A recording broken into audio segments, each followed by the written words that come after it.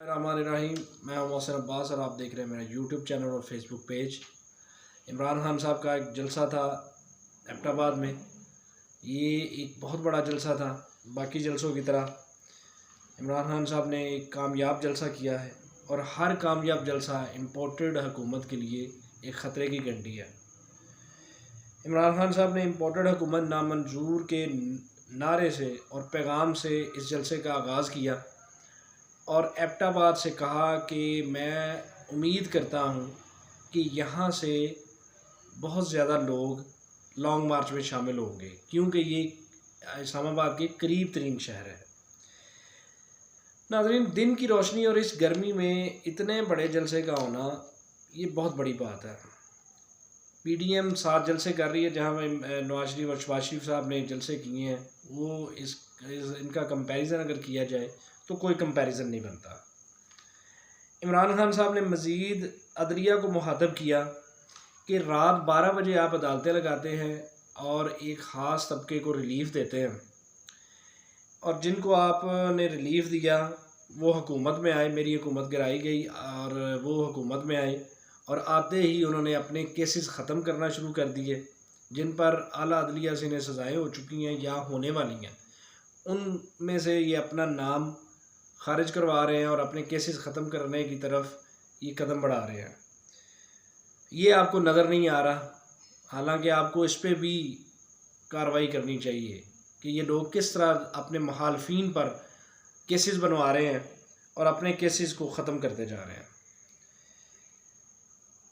इमरान खान साहब ने शहबाज शरीफ से कहा, जो शहबाज शरीफ साहब ने एक पिछले दिनों बयान दिया है कि मैं अपने कपड़े बेचकर आटा सस्ता करूँगा, तो इमरान खान साहब ने उन पर तंज किया कि खुदा के वास्ते शहबाज शरीफ कपड़े ना उतारना, कहीं हम डर ना जाएं।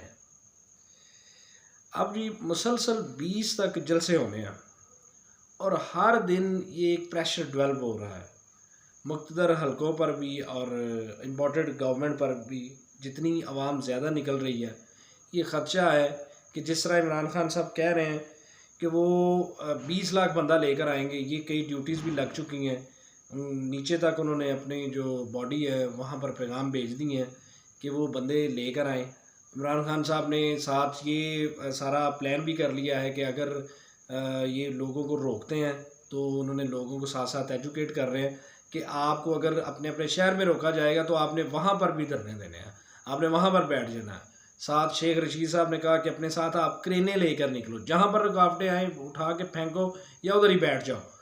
ये साथ साथ ही लोगों को एजुकेट किया जा रहा है कि वो प्लान ए क्या होगा, प्लान बी क्या होगा, सी क्या होगा, तो ये जेड तक, ए बी सी से लेकर जेड तक जाएंगे। अब अगर इमरान खान साहब को भी गिरफ़्तार किया जाता है तो उसका भी एक प्लान तैयार है उनके पास, क्योंकि इमरान खान साहब कहते हैं कि वो अब कश्तियाँ जला कर निकले हैं। कुछ भी हो जाए वो इससे पीछे नहीं हटेंगे और इम्पोर्टेड गवर्नमेंट को मंतकी अंजाम तक पहुंचा कर छोड़ेंगे। तो ये अब इस हुकूमत के लिए भी बहुत मुश्किल हो चुका है, जो ऑलरेडी महंगाई का एक जिन नमूदार हुआ है। और जिस तरह ये मीडिया हाउसेस को नवाजते हैं आगे, उस पर भी हम बात करते हैं। तो ये एक महंगाई का जो चक्कर है उसमें भी वो फंस चुके हैं। अब शहबाज शरीफ साहब ये भी कहते नज़र आते हैं, एक मीटिंग हुई है सहाफ़ियों के साथ इनकी, तो वहाँ पर वो कहते हैं कि जी हमें फंसा दिया गया है, ये बहुत ही गहरी साजिश है, इमरान खान की साजिश तो हमारे ख़िलाफ़ है, हमें पता ही नहीं था कि इस तरह का ये इन्होंने कर दिया हुआ है और ये एक दलदल है जिसके अंदर हम फंस चुके हैं, अब हम कर कुछ नहीं सकते। तो इमरान खान साहब ने मीडिया को भी जगाया और इमरान खान साहब ने कहा, और ये बात बिल्कुल वैलिड है जो इमरान खान साहब ने की है, हम सुनते आए हैं, और एक तूफ़ान बदतमीज़ी होता था चैनल्स के ऊपर। इमरान खान साहब ने कहा कि थोड़ी सी महंगाई होती थी, आप माइक लेकर पब्लिक में पहुंच जाते थे और आप जाकर उनसे सवालात करते थे और लोगों को मिसगाइड करते थे। हालांकि ये जो महंगाई है ये तो आलमी महंगाई थी, लेकिन अब आप उस पर बिल्कुल खामोश हैं और ये एक मुजरमाना खामोशी है। मेरा ये ख्याल है ये मुजरमाना खामोशी है कि मीडिया को बाइस नहीं होना चाहिए। अगर महंगाई थी तो ये सारे लोग बोलते थे तो हम उनके साथ थे, हम भी कहते थे कि नहीं इनसे कंट्रोल नहीं हो रही। लेकिन अब पता चल रहा है ये जो अरस्तू बनते थे और बड़ी ही ज़्यादा ये बातें करते थे कि हम ये कर देंगे, पेट्रोल 75 रुपये होना चाहिए, दालें जो है वो कम रेट पे आनी चाहिए, हम आएंगे तो हम ये कर देंगे, डॉलर का रेट हम 135-40 पर लेके आएंगे। लेकिन अब इनसे संभल नहीं रहा। जब ये 190 से 182 पे गया तो शहबाज शरीफ साहब ने उसका क्रेडिट लेना शुरू कर दिया, हालांकि ये अभी आया ही नहीं है, अभी इनकी कबीना नहीं बनी, तो इन्होंने क्रेडिट लेना शुरू कर दिया कि जी देखें हम आए हैं और हमें देखते ही, हमारे चेहरे देखते ही डॉलर नीचे आ गया। भाई अगर ऐसा है तो फिर आप घर बैठे अपनी शक्ल दिखाएं, डॉलर 100 रुपये से भी नीचे आ जाएगा। खैर ये बातें ही होती हैं, जब बंदा आता है तो फिर असल चीज़ वहाँ पे होती है। अच्छा जब अब देखें जी, लीमू 1200 रुपये किलो पहुँच चुका है और चिकन जो है माशाल्लाह वो 650 तक वो पहुंच चुका है। आटा, ये जो आते ही शहबाज शरीफ साहब ने कहा था कि आटा गरीब लोगों की एक ज़रूरत है तो उसको मैं बिल्कुल कम कर दूंगा, इन्होंने आते ही बड़े दावे किए, लेकिन उनकी कली खुल गई। अब वो 1400 रुपये पे पहुंच चुका है 20 किलो का थैला, तो ये भी एक बड़ा अलमिया है। अब आपने इमरान खान साहब ने कहा कि अब आप क्यों खामोश हैं, इस पे क्यों नहीं बात करते, आप क्यों नहीं लोगों के पास जाते और उनसे पूछते कि उनकी तकलीफ़ क्या है। तो वो कैसे करेंगे इमरान खान साहब, क्योंकि ये जो शरीफ फैमिली है या ये जो PDM है, ये उनको ऐड की मद में पैसा दे रही है। अब कुछ मीडिया चैनल्स थे जिस तरह दुनिया न्यूज़ है और जियो चैनल है, ये अरबों रुपया ले रहे थे और जो सबसे ज़्यादा इनकी फेवर करते थे उनको ये अरबों रुपया दे रहे थे। अपने जो ऐड वगैरह देते हैं, गवर्नमेंट अपने ऐड देती है, उसमें अरबों रुपया कमाते थे। ARY हो गए, ये जो इनकी फेवर नहीं थे करते, उनको करोड़ों में ये देते थे। तो इमरान खान साहब ने आके इनकी ये दुकानदारी बंद की थी, जिसकी वजह से सारा मीडिया इमरान खान के ख़िलाफ़ हो गया। इसी तरह ये सहाफ़ियों को हज वगैरह, उम्रे वगैरह करवाया करते थे और डिनर वगैरह होते थे, सहाफ़ी इमरान खान साहब के पास भी जाते थे, वो कहते थे एक पानी का गिलास, उसके अलावा कुछ नहीं मिलता। इमरान खान साहब बड़े कंजूस हैं, वो कुछ खिलाते नहीं।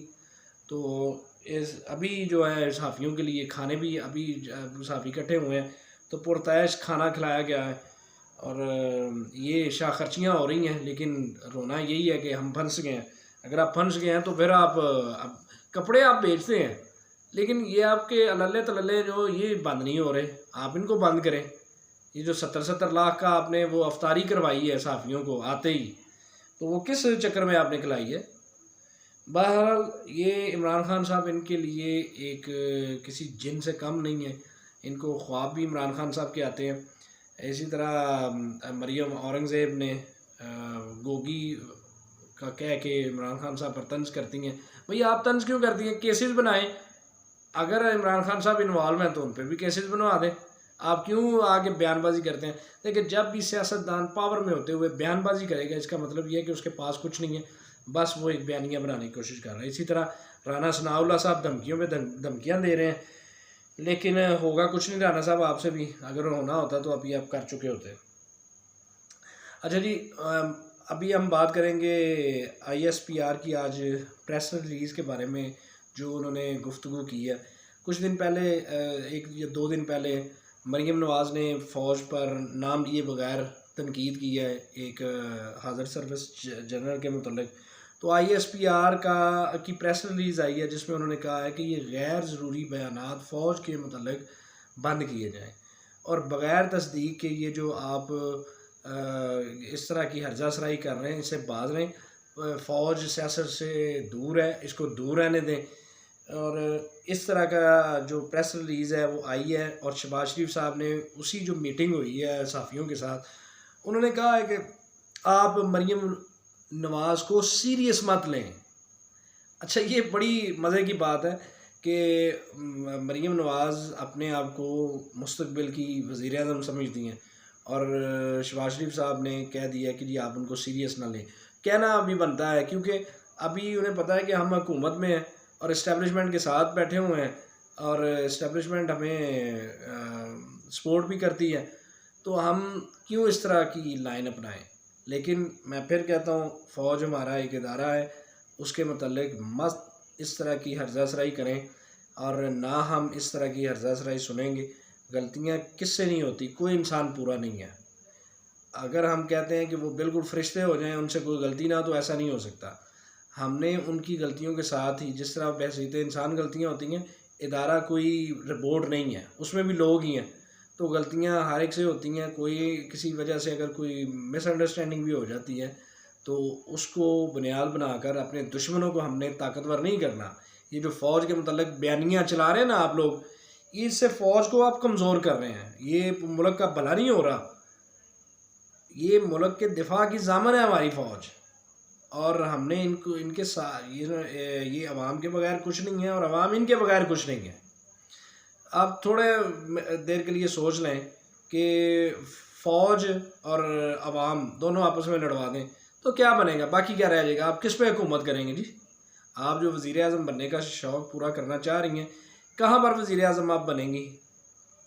तो इस चीज़ से बाज रहें। जहाँ से आप मज़े करते हैं, पैसा बना के बाहर लेके जाते हैं ना, तो वो ये लोग जाग कर बॉर्डर पे, आप किसी दिन जाएं बॉर्डर पे जाके एक रात गुजार के आएँ, तो ये लोग वहाँ पर सर्व करते हैं, तो हम यहाँ पर सोते हैं। ऐसा करना आप छोड़ दें।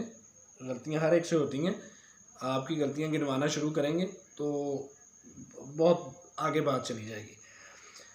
अच्छा जी, इम्पोर्टेड गवर्नमेंट ने एक समी इब्राहिम साहब के ख़िलाफ़ FIA के ज़रिए उनको बुलवा लिया है, और धमकी दी जा रही है कि अगर वो वापस ना आए, हालांकि उन्होंने कह दिया कि मैं वापस आ रहा हूँ, उन्हें कहा गया है कि अगर आप वापस नहीं आएंगे तो हम इंटरपोल के ज़रिए आपको वापस लाएंगे। थोड़ा सा हम देखते हैं FIA DG FIA से मुखातिब हूँ मैं, कि आप मुझे ये बताएं कि हमारा एक मुजरम भागा हुआ है दवाई लेने 50 रुपये के स्टैम्प पेपर पे, क्या आपने इंटरपोल के ज़रिए रब्ता किया उसे वापस लाने के लिए? नहीं किया आपने। क्या अल्ताफ़ हुसैन साहब जो भागे हुए हैं, गद्दार डिक्लेयर किया गया है हमारी रियासत की तरफ से, रियासत को गालियाँ देना और ये सब, आज तक आप वहाँ से उन्हें ला सके हैं? आप इसहाक डार को ला सके हैं? इसी तरह कई मुजरमान बाहर बैठे हुए हैं, आप उनको ला सके हैं? एक सहाफ़ी ने बात क्या कर दी, कुछ फैक्ट रिवील किए, तो आप अब इंटरपोल के ज़रिए प्रेशर डाल रहे हैं कि उनको वापस लाएंगे, ये कर देंगे, वो कर देंगे। ये मत करें, इससे मुल्क का भला नहीं होने वाला। और आप तो आज़ादी सहाफ़त के अलम बरदार बन रहे थे। कुछ दिन पहले ही आप क्रेडिट ले रहे थे जब इमरान गवर्नमेंट ने एक वो बिल लेकर आए थे सहाफ़ियों के ख़िलाफ़ ही, तो आपने उसकी मुखालफत की थी। आप आज उसी पैराए पे चल रहे हैं और आप चाह रहे हैं कि आप सहाफ़ियों को कंट्रोल करें, तो ये कोई अच्छी बात नहीं है। अच्छा जी, एक और धमकी दी है FIA ने ओवरसीज़ पाकिस्तानियों को। FIA की बड़ी फुर्तियाँ हैं। ओवरसीज़ पाकिस्तानियों को कह रहे हैं कि अगर तुम लोगों ने ये हरकतें बंद ना की और तनकीद करना ये वो इदारों पर, या इस तरह, उसकी आड़ में वो कह रहे हैं कि हम आपको वापस लाएंगे, इंटरपोल के ज़रिए वापस लेके आएंगे, यहाँ पे मुकदमात बनाएंगे, आपको अंदर करेंगे। क्या पैगाम दे रहे हैं आप? बाहर वो लोग बैठे हुए हैं, उनमें कई लोग वहाँ दूसरी नेशनलिटी ली हुई है, वहाँ के भी शहरी हैं। तो क्या आप दूसरों को क्या पैगाम दे रहे हैं कि ये जो लोग वहाँ से पैसा भेजते हैं, अपना जान लगा के, अपने खून पसीने की कमाई भेजते हैं, और आप यहाँ पर ACOं में बैठकर मज़े की ज़िंदगी गुजार रहे हैं? क्या आप ये पैगाम दे रहे हैं उन्हें कि हम तुम लोगों की जफ़ाओं का बदला ये दे रहे हैं, वफ़ाओं का? कि आप ये बंद कर दें, प्लीज़ ये बंद कर दें। क्या होगा इससे? कुछ भी नहीं होगा। इससे आपकी मुखालफत और बढ़ेगी। उन लोगों की फैमिलीज़ पाकिस्तान में रहती हैं, अगर उनके साथ आप ये करेंगे तो वो मुखालफत और बढ़ेगी। आपके ख़िलाफ़ जो अभी कम लोग हैं वो भी आपके साथ नहीं आएंगे। जो आपके साथ अभी कम, कुछ थोड़े बहुत लोग खड़े हैं ना, वो भी आपका साथ छोड़ जाएंगे। तो आप लोगों पर पर्चे कटवाना छोड़ दें। आप खुद ही कहते थे कि हम कभी भी जब इक़्तिदार में आएंगे हम इंतकामी सियासत नहीं करेंगे, लेकिन आज मैं आपको क्लियरली बता रहा हूँ, आप सिर्फ़ और सिर्फ इंतकामी सियासत कर रहे हैं।